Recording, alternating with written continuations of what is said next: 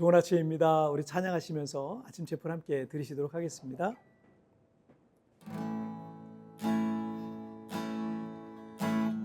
무엇이 변치 않아 내 소망이 되며 무엇이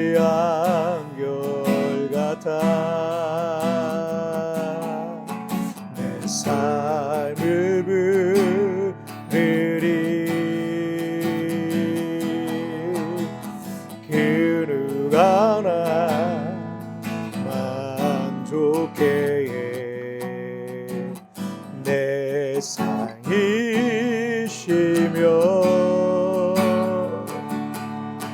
그 누구 기다려 내 영이 기쁘리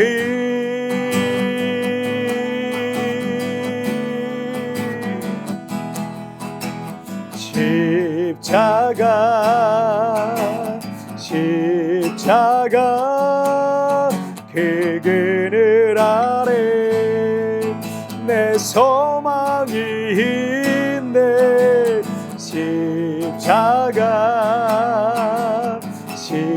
십자가 그 그늘 아래 내 생명이 있네 내 소망이 있네.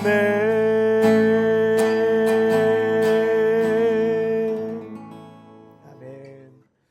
자, 우리 같이 기도하시겠습니다. 하나님 아버지 감사합니다. 오늘도 이 고난 주간을 또 보내면서 하나님의 말씀 묵상하고 그 말씀을 통해서 우리 하나님께로 더 가까이 나아가는 귀한 시간이 되게 하여 주옵소서. 이 시간도 우리 하나님만 예배와 영광을 받으실 줄 믿사오며 예수님의 이름으로 기도하옵나이다. 아멘. 오늘 우리에게 주신 하나님 말씀은 마태복음 26장 36절부터 41절까지의 말씀 제가 봉독해 올리도록 하겠습니다. 이에 예수께서 제자들과 함께 겟셋마네라 하는 곳에 이르러 제자들에게 이르시되 내가 저기 가서 기도할 동안에 너희는 여기 앉아 있으라 하시고 베드로와 세베대의 두 아들을 데리고 가실새 고민하고 슬퍼하사 이에 말씀하시되 내 마음이 매우 고민하여 죽게 되었으니 너희는 여기 머물러 나와 함께 깨어 있으라 하시고 조금 나아가사 얼굴을 땅에 대시고 엎드려 기도하여 이르시되 내 아버지여 만일 할만하시거든 이 잔을 내게서 지나가게 하옵소서. 그러나 나의 원대로 마시옵고 아버지의 원대로 하옵소서 하시고 제자들에게 오사 그 자는 것을 보시고 베드로에게 말씀하시되 너희가 나와 함께 한 시간도 이렇게 깨어 있을 수 없더냐. 시험에 들지 않게 깨어 기도하라. 마음에는 원이로되 육신이 약하도다 하시고. 아멘.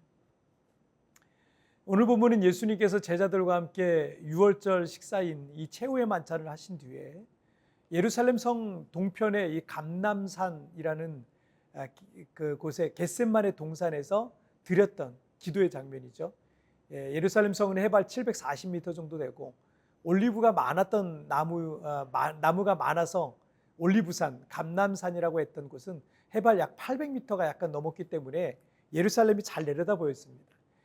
내일이면 금요일이면 예수님께서 감람산에서 잘 내려다 보이던 그 예루살렘에서 십자가에 처형될 것을 직감적으로 알고 계셨던 예수님의 마음에는 이 겟셋마네 동산을 오르시면서 여러 가지 감정이 교차했을 것으로 보입니다.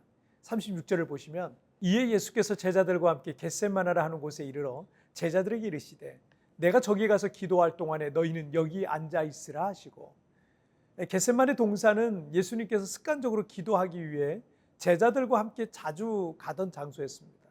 아마도 제자들도 예수님을 따라 함께 그 산에서 기도하곤 했을 것입니다.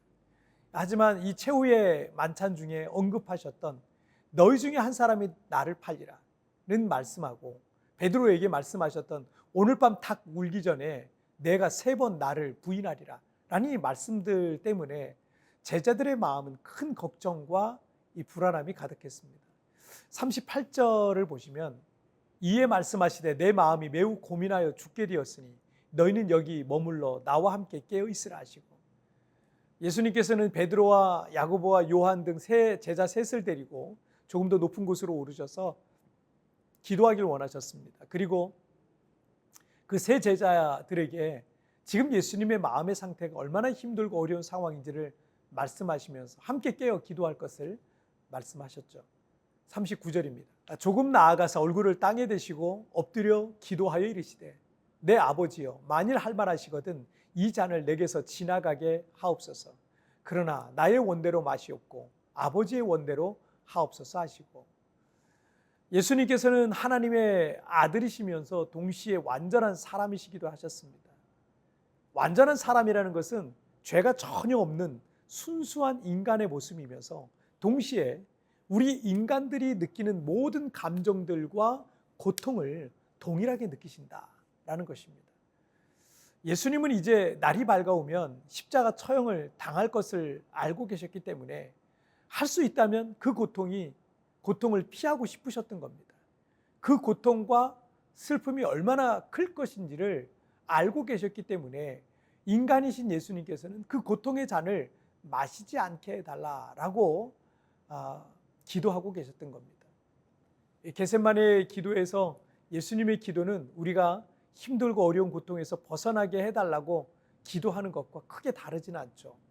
완전한 인간으로서 예수님 역시 그 고통과 슬픔을 겪고 싶지 않으셨던 겁니다. 그런데 예수님의 기도에서 우리가 주목해야 할 부분이 있습니다. 하번절에 보시면 그러나 나의 원대로 마시옵고 아버지의 원대로 하옵소서라고 기도하고 계신다는 거예요. 우리가 기도 그러면 응답이란 걸 생각하죠.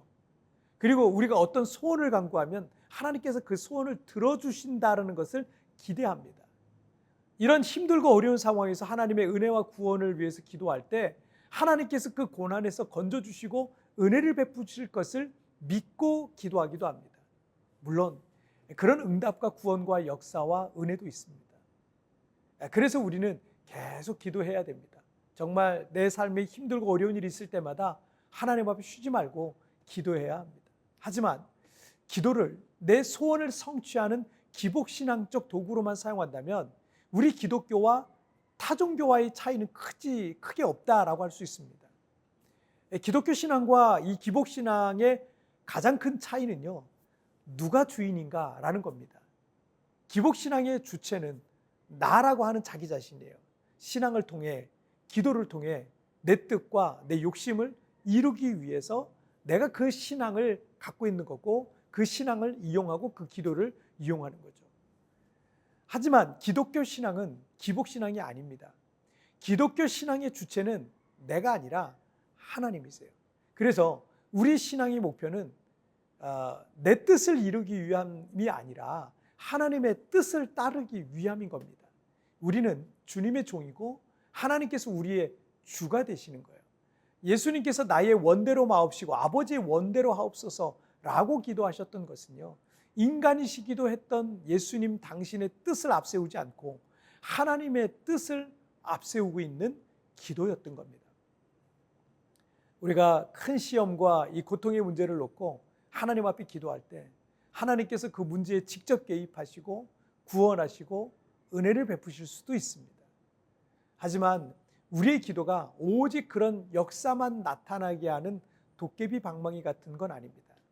예수님께서 이렇게 기도하실 때 첫째로는 자신의 뜻이 아닌 하나님의 뜻을 이룰 수가 있었다라는 겁니다. 둘째로는 십자가의 사명을 감당할 힘과 용기를 얻게 되었다라는 겁니다. 여러분이 기도할 때 때로는 우리가 생각하고 있는 대로 그렇게 응답되지 않을 수도 있습니다. 하지만 우리의 기도를 통해 하나님의 뜻이 내 삶 가운데 나타나는 것을 보시게 될 거예요. 그리고 그 시험과 고통의 시간을 넉넉히 믿음으로 승리할 수 있는 힘과 용기를 얻게 되실 겁니다. 그래서 여러분, 지금 힘들고 어려울 때 가만히 있지 마시고 계속 기도하십시오. 여러분의 삶 속에 하나님의 뜻이 반드시 이루어질 거예요. 그리고 그 고난과 시련을 견뎌낼 수 있는 힘과 용기도 얻게 될 줄 믿습니다. 자, 우리 같이 기도하실까요? 살아계신 하나님 아버지, 감사합니다.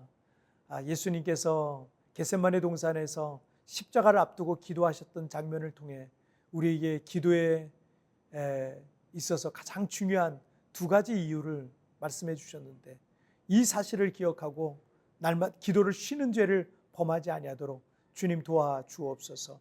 기도를 통해서 하나님의 그 선하신 뜻이 내 삶 가운데 이루어지고 나타나게 하시고, 또한 기도를 통해서 하나님이 우리 삶 가운데 어떻게 역사하시고 어떻게 일하시는지 그것을 보면서 고난과 시련을 믿음으로 넉넉하게 이길 수 있는 힘과 용기와 능력을 얻을 수 있도록 주님 도와주옵소서. 오늘도 우리 하나님 나와 함께 하시고 붙들어 주실 걸 믿사오며 예수님의 이름으로 기도하옵나이다.